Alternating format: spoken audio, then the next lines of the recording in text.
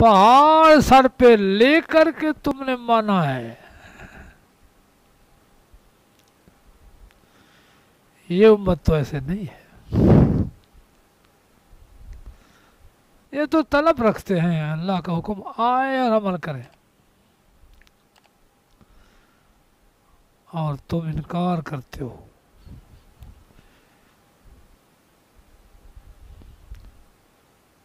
تو خدا کے حق کو اس طرح ماننا ہے، خدا کے پیغام کو اسی طرح ماننا ہے جیسے تم مان رہے ہو. تو یہ یا تدون، اللہ تعالیٰ کے حق میں بھی بے اعتدالی اور حد سے نکل جانا ہے. سبت کا معنی کیا جاتا ہے ہفتہ، ہفتے کی تقریب. انور شاہ صاحب فرماتے ہیں سبت کا معنی عزت کا دن. امتوں پر اختیار دیا گیا کہ عزت کا دن تم ایک مقرر کر لو. تو یہودیوں نے ہفتے کا بنایا، نصارہ نے اتوار کا بنایا. کہ جہان بننا شروع ہوا ہے اتوار کے دن، یوم الاحد اتوار کے دن، تکمیل ہوئی ہے جمعہ کے دن، ہفتے کا دن چھٹی. تو یہود نے کہا اللہ نے چھٹی بنائی، ہم بھی چھٹی بنائیں گے. تو انہوں نے تعظیم کا دن ہفتے کو بنایا، اس کا نام رکھ لیا سبت. ورنہ سبت ہفتے کا معنی نہیں ہے، تعظیم کا دن کوئی ہو. نصارہ نے کہا میلادی ہے، جس دن ولادت ہوئی عیسیٰ علیہ السلام کی اس دن کو مانتے ہیں. تو ابتدا عالم کی اتوار ہے، ہم اتوار چھٹی بنائیں گے، یہ میلادی ہے. اصل میں مکان کی بنیاد ہوتی ہے اور مکان کی تکمیل ہوتی ہے. بنیاد میں کوئی افتتاح تو نہیں ہوتی. مکان مکمل ہوگا تو پھر وہاں عبادت کی ابتدا ہوگی.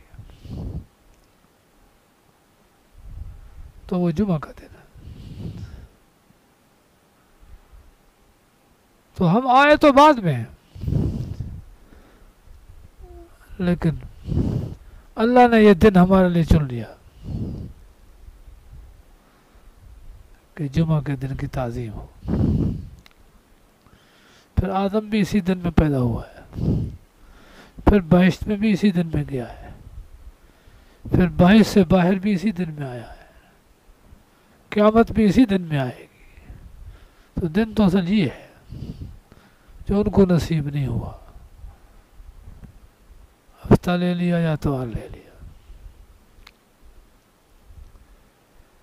تو تم نے سبت میں تعظیم کے دن میں بے اعتدالی کی. شکار کھیلتے تھے مچھلی کا، پانی کے کنارے گناہ کیے، مچھلی رک گئی. تو اس کا حل تو استغفار تھا،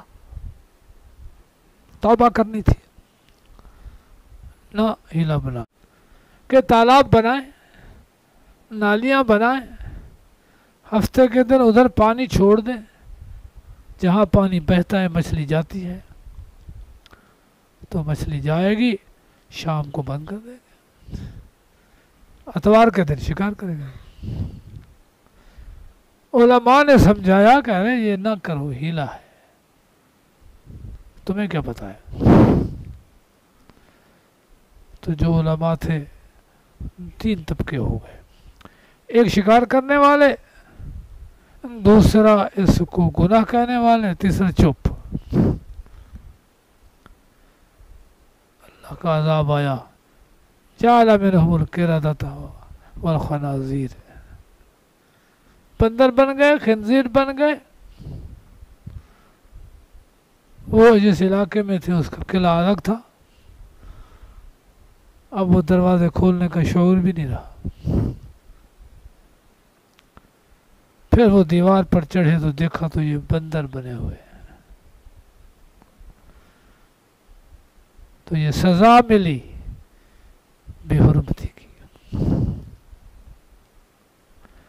سارا دن ان کو احترام کرنا تھا. اس امت کے لیے اذا نودی للصلاۃ من یوم الجمعہ فاسعوا الی ذکر اللہ، اذان کے بعد خطبے تک پابندی ہے، پھر اپنا کام کرو. وابتغوا من فضل اللہ. ان کے لیے صبح صادق سے غروب تک پابندی تھی. یہاں پابندی ہے، پھر چھوٹ بھی ہے، اب گرفت نہیں ہے، اور وہاں گرفت ہو گئی. تو یہ اعتداء فی حق سبت، گناہ کرنا ہے سبت اور ہفتے کے دن کی تعظیم میں.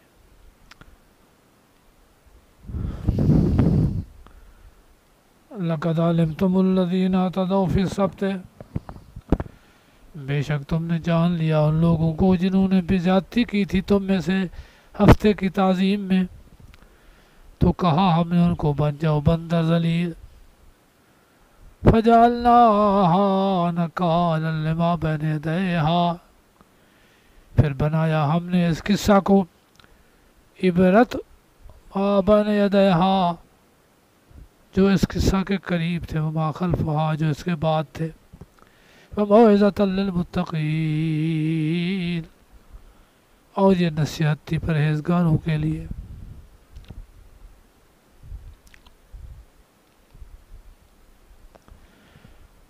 یہ دو مثالیں. تیسری مثال اعتداء فی حق الرسول. موسیٰ علیہ السلام نے فرمایا گائے ذبح کرو. گائے کہتے ہوں گائے، یہ مذاق کر رہا ہے، گائے کیوں ذبح کرے؟ مذاق تو نبی نہیں کر سکتا. کیسی گائے، کیسی گائے، کیسی گائے؟ ایک گائے ذبح کر دو جان چھوٹی، کیا ہے؟ نہیں، ہیلے بہانے. یہ اعتداء ہے، زیادتی ہے نبی کے حکم کی تعمیل میں.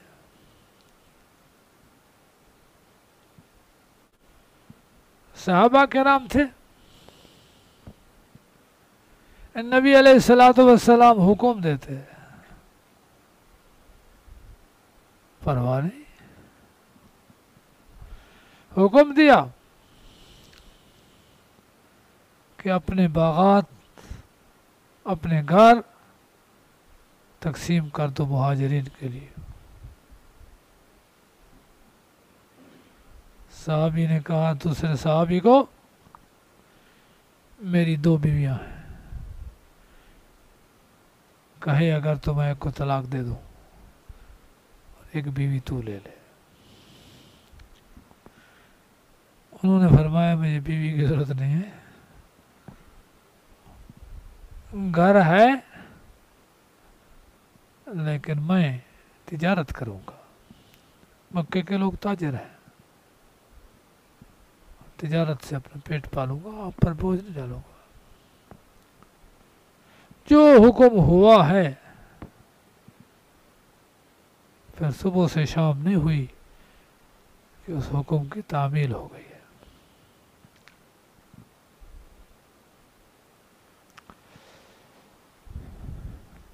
اعتداء فی حق الرسول. اور یہ بھی قابل ذکر ہے جب کہا موسیٰ علیہ السلام نے اپنی قوم کو، بے شک اللہ تعالیٰ حکم دیتا ہے تمہیں کہ ذبح کرو گائے کو. قالو، کہنے لگے کیا لیتا ہے ہمیں مذاق. کہا موسیٰ علیہ السلام نے میں پناہت میں آتا ہوں اللہ کی کہ ہو جاؤ میں نادانوں سے. تو کہنے لگے ادعو لنا ربک،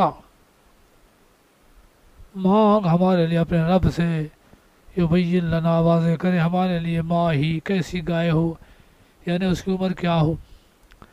فرمایا موسیٰ علیہ السلام نے اللہ پاک فرماتے ہیں وہ گائے لا فارض ولا بکر، نہ بوڑھی اور نہ بچی، عوان بین ذالک، درمیانہ ہو اس کے، ففعلوا ما تؤمرون، سو کرو جو حکم ہوا۔ کہنے لگے ادعو لنا ربک، مانگ ہمارے لیے اپنے رب سے، بیان کرے ہمارے لیے اس کا رنگ کیا ہے۔ فرمایا کہتے اللہ پاک وہ گائے زرد ہو، فاقع لونہا، خالص ہو اس کا رنگ، تسر الناظرین، خوش لگے دیکھنے والوں کو۔ قالوا کہنے لگے ادعو لنا ربک، بلا ہمارے لیے اپنے رب کو، بیان کرے ہمارے لیے ماہی گائے کیسی ہو۔ بے شک گائے تشابہ لنا، مل جل گئی ہے ہمارے اوپر، وَإِنَّا إِنشَاءَ اللَّهُ لَمُهْتَدُونَ، اور بے شک ہم انشاءاللہ راہ پانے والے ہیں۔ فرمایا کہتے اللہ تعالی وہ گائے لا ذلول، نہ کام کرنے والی جو جوتے زمین کو، ولا تسقل ہرسا، اور نہ پانی پلائے کھیتی کو، مسلمۃ بے عیب، لا شیعۃ فیہا، اس میں کوئی داغ نہ ہو۔ قالوا کہنے لگے الان، اب جیت لے آیا حق، فذبحوہا، ذبح کیا گائے کو، وما کادوا یفعلون، اور نہ تھے قریب کے کرتے وہ۔ تو جانور حل پر چلایا جاتا